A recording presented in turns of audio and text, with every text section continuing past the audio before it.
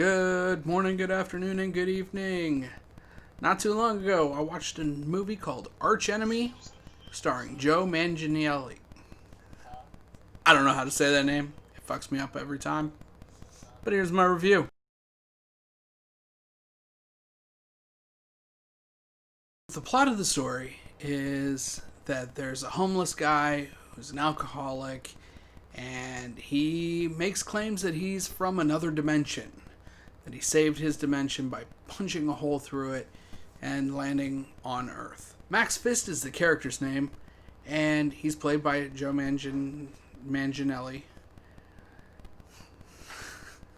Well, he's discovered by a kid, and the kid wants to make a name for himself in some viral type journalism. So he starts interviewing him, finding out more about him, posting it online, and all these little blurps about Max Fist become really popular. And the arch enemy that he was protecting his last world from happened to follow him. And this is a story about how he is trying to protect the journalist's family because they get in some hot water, and being discovered by his archenemy and the fight that ensues. So this movie was a little bit different. The concept of the story was really interesting to me, and that's really why I picked it up to watch it.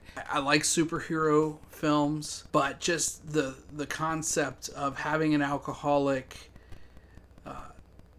superhero that claims that he came from a different dimension, but all the Earth people are like, nah, well, you're just an alcoholic. That was an interesting concept. It's grounded in kind of a reality almost. But one thing I really didn't like about it was the fact that it had like a Sin City type feel. Not a bad movie, where it integrated some live action and kind of mixed it in with some motion comics. Sin City did really well with it. Archenemy did not. It was kind of distracting. It was kind of hard to follow. But if you like gratuitous violence, this is kind of the movie for you. It is a very violent movie. It's very bloody. Once it gets moving. The first part is actually pretty slow because it's the whole building up the story arc and telling who Max Fist actually is. So another negative on this film is the sound.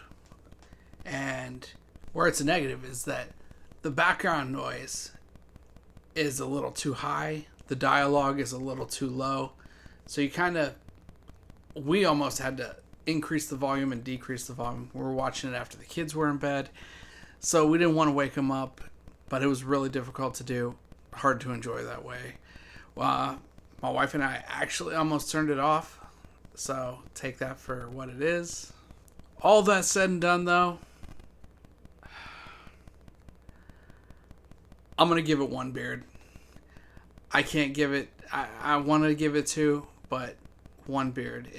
It was really hard to get through that movie. Hopefully, now that the studios are starting to film again, we can get back to getting some higher quality production. Not saying that lower end production or budget production is always bad, but big budget films, they kind of have the formula down for a successful movie and a really enjoyable movie. It's that time again. Hit that like, hit the subscribe, and leave in the comments whether you've seen this movie, whether you want to see this movie, or whether you're going to skip it based off my review. I'm interested to find out, and until next time, stay classy.